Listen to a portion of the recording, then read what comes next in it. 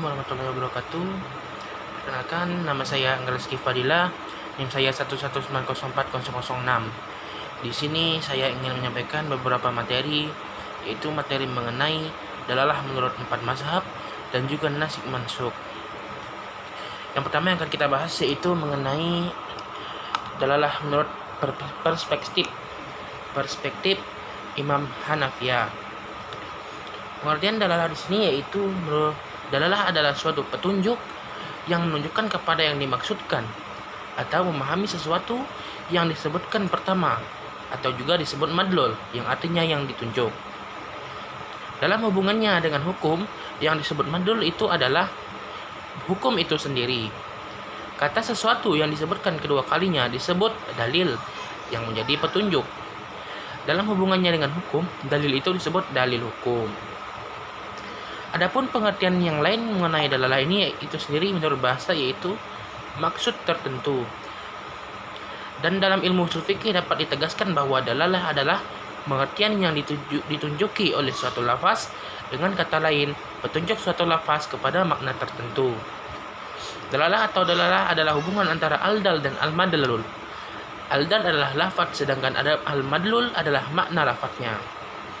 Contoh, solat, ini namanya al-dal, dan madlulnya adalah doa, makna bahasa atau lugawi. Di dalam Misbah al-Munir dijelaskan bahwa dalalah adalah apa yang dikehendaki oleh lafaz ketika lafal itu diucapkan dengan mutlak. Yaitu yang B itu macam-macam dalalah menurut ulama Hanafiyah. Ulama golongan Hanafiyah membagi dalalah menjadi dua bentuk, yaitu dalalah latfiyah dan dalalah ghairu latfiyah. Jadi yang dibahas kita pada kali ini yaitu dalalah latfiyah. Dalalah latfiyah adalah petunjuk berbentuk lafaz dengan dalil yang digunakan untuk memberi petunjuk kepada sesuatu dalam bentuk lafaz, suara atau kata. Dalam penunjukannya pada suatu makna, Imam Abu Hanifah membaginya ke dalam 4 macam, yaitu yang pertama yaitu ada ibaratu al-nas. Dalalah ibarah yang juga disebut ibarah nas ini ialah petunjuk lafaz kepada makna yang mudah dapat dipahami, baik dimaksudkan untuk suatu arti asli maupun arti tabi'i. Dan makna itu memang dikehendaki oleh siyaqul kalam atau rangkaian pembicaraan, baik maksud itu asli menurut mereka atau maksud utama dari nas, dan maksud yang tidak asli atau maksud kedua yang mengikuti makna yang asli tapi tidak disebutkan dalam nas. Oleh karena itu, setiap pengertian yang dipahami dari keadaan lafaz yang jelas disebut dalalah ibarah. Sebagai contoh yaitu dalam Al-Quran, misalnya firman Allah Subhanahu wa taala pada Quran surah An-Nisa ayat 10 yang artinya, sesungguhnya orang-orang yang memakan harta anak yatim secara zalim, sebenarnya mereka itu menelan api sepenuh perutnya dan mereka akan masuk ke dalam api yang menyala-menyala. Nas tersebut menunjukkan bahwa di antara perbuatan zalim yang paling keji ialah memakan harta benda anak yatim, di mana perbuatan tersebut adalah dosa yang besar yang menimbulkan siksaan kelak di hari kiamat dan sanksi hukuman di dunia yang dilaksanakan oleh pemerintah. Agar perbuatan tersebut tidak terulang lagi, dari sini dapat diketahui bahwa dalalah ibarah itu mempunyai beberapa tingkat kejelasan suatu lafaz. Dalalah ibarah pada nas yang lalu lebih kuat daripada dalalah zahir. Sebagai contoh firman Allah yang berbunyi pada surah Al-Baqarah ayat 275, yaitu Allah telah menghalalkan jual beli dan mengharamkan riba. Ungkapan atau ibarah pada ayat tersebut menunjukkan dua pengertian sebagaimana berikut, yaitu yang pertama, membedakan antara jual beli riba. Ini merupakan tujuan utama yang ditujukan ayat tersebut. Kemudian yang kedua itu menjelaskan akan halalnya jual beli. Pengertian yang pertama bukan merupakan maksud asli, sedangkan pengertian yang kedua dan ketiga merupakan maksud aslinya. Sebab ayat tersebut dikemukakan pada orang-orang yang khawatir berkhianat terhadap hak-hak wanita yatim, sehingga harus dialihkan dari yang beristri yang tiada terbatas kepada terbatas, yaitu hanya 2, 3, atau 4 orang saja. Inilah maksud yang asli dari siyaqul kalam. Kemudian maksud yang tidak asli atau tabi'i tentang bolehnya mengawini wanita yang disenangi. Yang kedua yaitu isyaratu al-nas. Dalalah isyaratun nas ialah petunjuk lafaz kepada arti yang dipahami dengan jalan mengambil kelaziman atau kemestian dari arti yang dipahami dengan dalalah ibaratun nas. Adapun menurut Abu Zahrah adalah suatu pengertian yang ditangkap dari suatu lafaz, dari kesimpulan dari pemahaman terhadap suatu ungkapan dan bukan dari ungkapan itu sendiri, atau dengan kata lain menyimpulkan dari arti yang dipahami dengan dalalah ibaratun nas. Sebagai contoh dalam firman Allah Subhanahu wa taala yang berbunyi, "Hai orang-orang yang beriman, apabila kamu beramalah tidak secara tunai untuk waktu yang ditentukan, hendaklah kamu menuliskannya, dan hendaklah seorang penulis di antara kamu menuliskannya dengan benar, dan janganlah penulis enggan menuliskannya sebagaimana Allah mengajarkannya. Maka hendaklah ia menulis, dan hendaklah orang yang berhutang itu mengimlakan apa yang ditulis itu, dan hendaklah ia bertakwa kepada Allah Tuhannya." Quran Surah Al-Baqarah ayat 282. Maksud dari ayat ini yaitu memberi sifat terhadap catatan dengan benar, memberikan pemahaman secara jelas bahwa apa yang ditulis itu harus benar dan sesuai kehendak orang yang mengimlakan.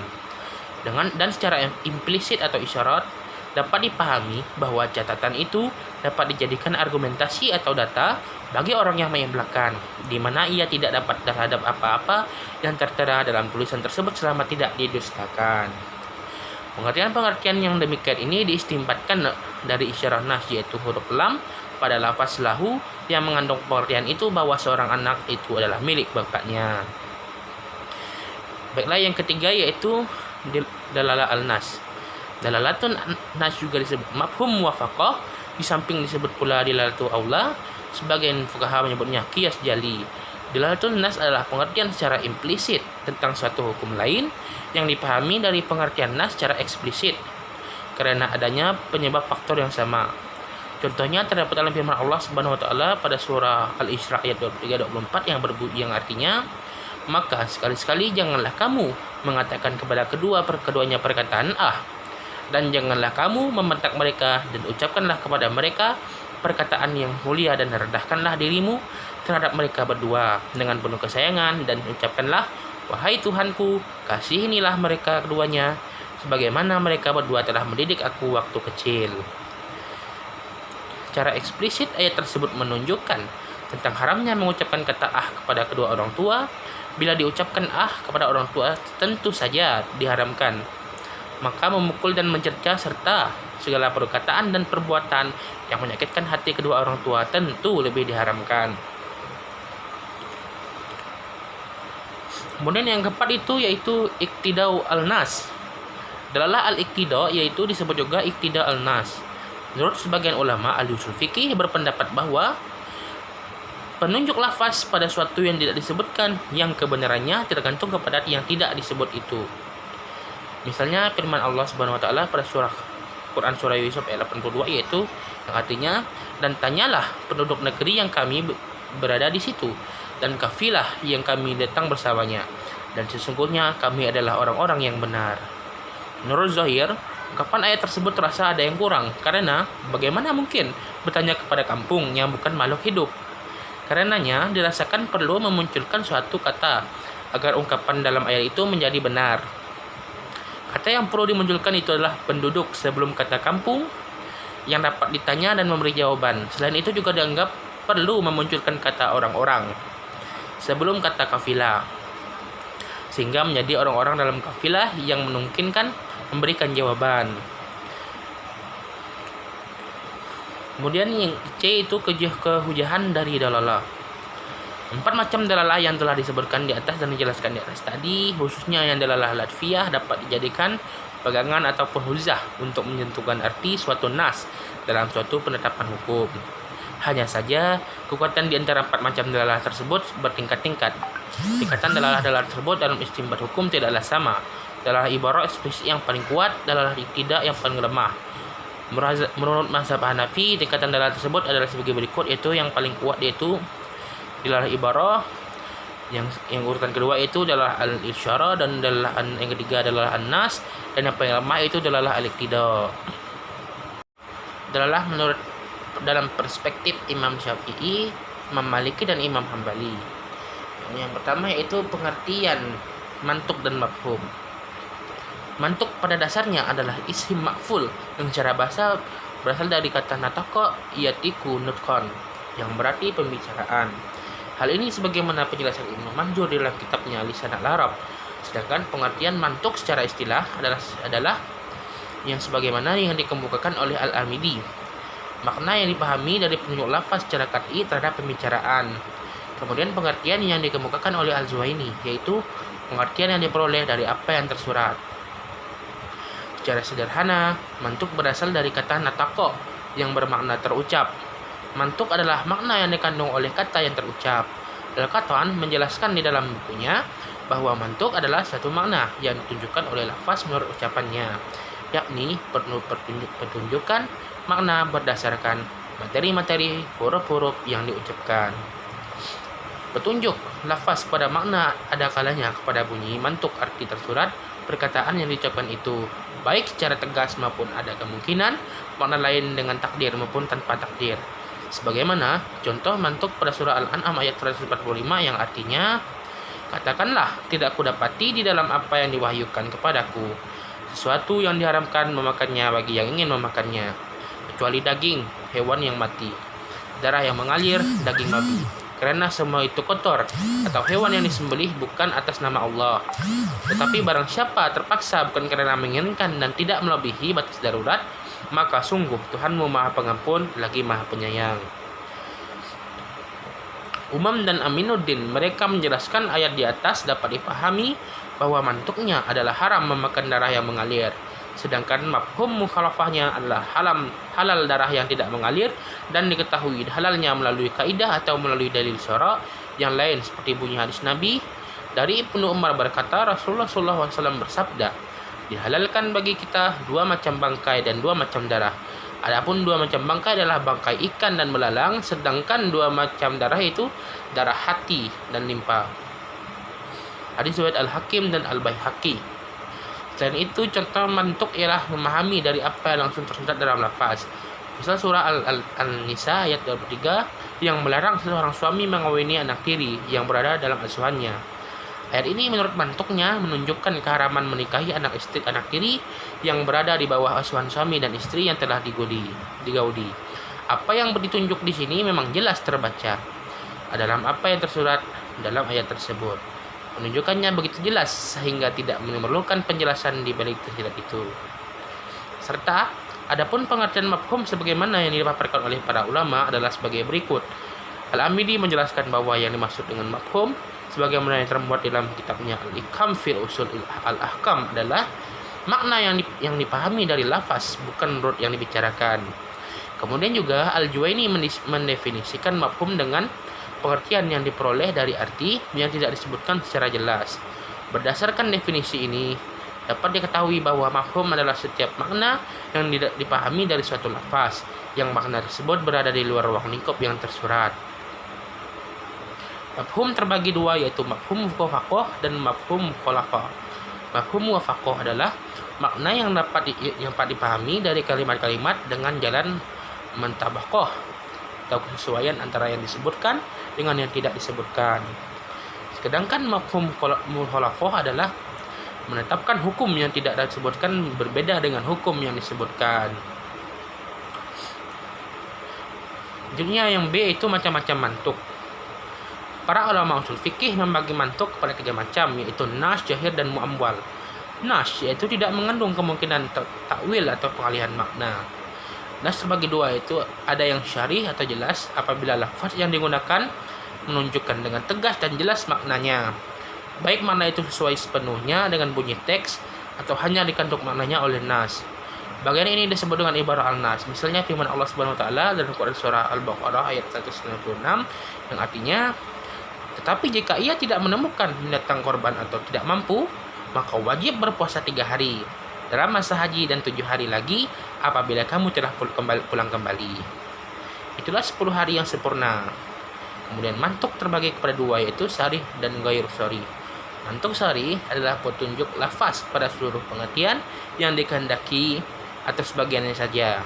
Mantuk sarih dalam istilah ulama Syafi'iyah ini adalah apa yang diistilahkan dengan ibarah al-nas dalam istilah ulama Hanafiyah. Kemudian mantuk ghairu sharih adalah petunjuk lafaz atas suatu ketentuan hukum yang diperoleh dengan melihat keterkaitan yang tidak bisa dipisahkan dari mantuk. Amir Syarifuddin menyatakan bahwa mantuk ghairu sharih terbagi pada dua macam, yaitu penunjukannya itu dimaksud pembicara dan penunjukannya itu tidak dimaksud oleh pembicara. Dilalah mantuk ghairu sharih yang penunjukannya dimaksud oleh pembicara ada dua macam, yaitu dilalah iktida dan dilalah iktida ini di kalangan Hanafiyah juga disebut dengan dilalah iktida dan atau iktida al-nas. Yang kedua itu dilalah mantuk ghairu sharih yang penunjukannya tidak dimaksud oleh pembicara, hanya terbatas pada suatu bentuk yang disebut dengan dilalah isyarah. Yang di kalangan Hanafi juga disebut dilalah isyarah atau isyaratul al-nas. Yang C itu macam-macam mafhum wafaqah. Macam mafhum wafaqah dapat dibagi dalam dua, yaitu yang pertama fahwal kitab, yaitu apabila yang dipahamkan lebih utama hukumnya daripada yang diucapkan, seperti memukul orang tua lebih tidak boleh hukumnya dengan firman Allah Subhanahu wa taala yang artinya, janganlah kamu katakan kata-kata yang keji kepada kedua orang tuamu, yaitu ibu dan bapakmu. Kata-kata yang keji saja tidak boleh, apalagi memukulnya. Yang kedua itu lahnal kitab, yaitu apabila yang tidak diucapkan sama hukumnya dengan yang diucapkan, seperti firman Allah Subhanahu wa taala pada Quran surah An-Nisa ayat 10 yang artinya, mereka yang memakan harta benda anak yatim secara aniaya sebenarnya memakan api ke dalam perut mereka. Membakar atau setiap cara bertujuan untuk menghabiskan harta anak yatim sama haramnya sebagaimana hartanya. Mantuk ayat ini menunjukkan haramnya memakan harta anak yatim secara aniaya. Ada yang tersirat di balik mantuk tersebut, yaitu haramnya membakar harta anak yatim karena memakan yang juga terdapat dalam membakar harta. Kekuatan hukum haram pada membakar sama dengan hukum haram pada memakan karena samaan alasan meniadakan pada kedua keadaan tersebut. Dengan demikian, hukum pada yang tersirat tidak disebutkan kekuatannya sama dengan hukum pada yang tersurat. Ini yang di al-wasf, al-qoyah, al-syari', al-adad dan al-laqab. Dalam pembagiannya, mafhum mukhalafah ini akan diringkas hanya menjadi 5 bagian, yaitu mafhum al-laqab, mafhum al-sifat, mafhum al-syara', mafhum al-ghayah dan mafhum al-adad. Yang pertama yaitu mafhum al-laqab adalah menyebutkan sebuah hukum yang ditentukan, ditaksis dengan jenis atau macamnya, sehingga hukum tersebut positif dalam masalah yang terdapat pada nas dan negatif bagi masalah yang tidak disebutkan. Kemudian yang kedua yaitu mafhum al-wasi atau mafhum sifat, yaitu menetapkan hukum dalam bunyi mantuk suatu nas yang dibatasi dengan sifat yang terdapat dalam lafaz, dan jika sifat tersebut telah hilang maka terjadilah kebalikan hukum tersebut. Yang ketiga yaitu mafhum syarah, yaitu menetapkan kebalikan suatu hukum yang tergantung pada syarat atau bersamaan dengan syarat jika syarat tersebut tidak terwujud.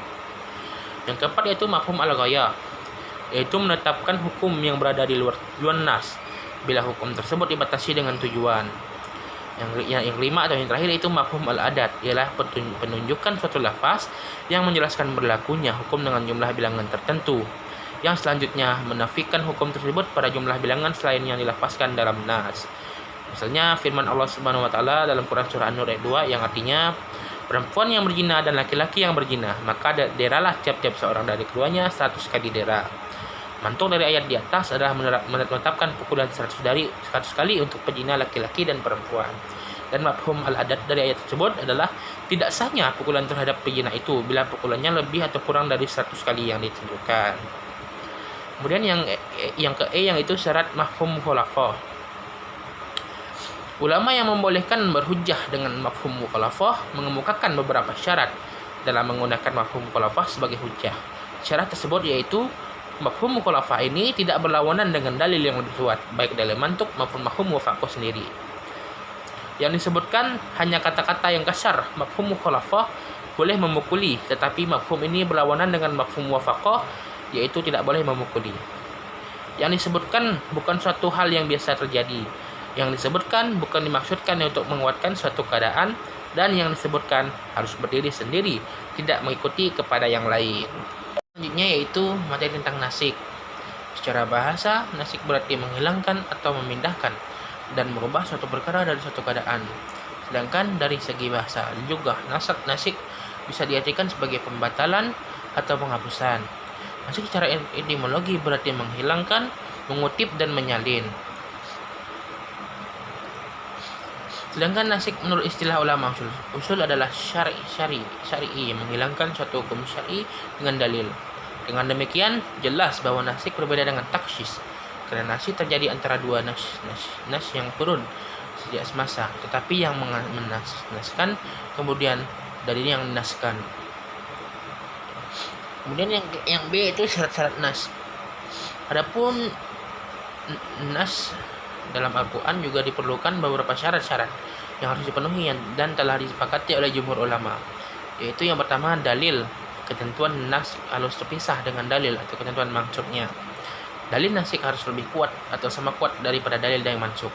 Jadi dalil Al-Quran hanya bisa dimansuk oleh Al-Quran atau dalil hadis mutawatir, karena kedudukan dalil Al-Quran dan hadis mutawatir adalah sama kat'i. Kemudian yang ketiga itu nasik harus berupa dalil-dalil syara. Kalau nasiknya tidak berupa dalil syara seperti mati, maka tidak disebut dengan nasik. Tidak adanya hukum bagi orang yang sudah mati sudah bisa dipahami dengan akal tanpa penunjuk syara. Kemudian yang keempat yaitu hukum yang mansuk adalah hukum syaranya. Yang kelima itu dalil penghapusan hukum tersebut adalah kitab syar'i yang datang lebih kemudian dari kitab yang hukumnya dimansuk. Kitab yang dihapuskan atau diangkat hukumnya tidak terikat atau dibatasi dengan waktu tertentu, sebab jika tidak demikian maka hukum akan berakhir dengan berakhirnya waktu tersebut. Kemudian C, macam-macam nasik.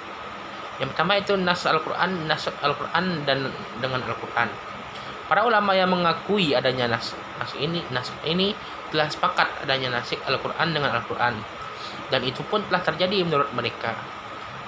Salah satu contohnya ayat iddah 1 tahun dinasinya dengan ayat iddah 4 bulan 10 hari. Kemudian yang kedua yaitu nasik Al-Quran dengan sunnah.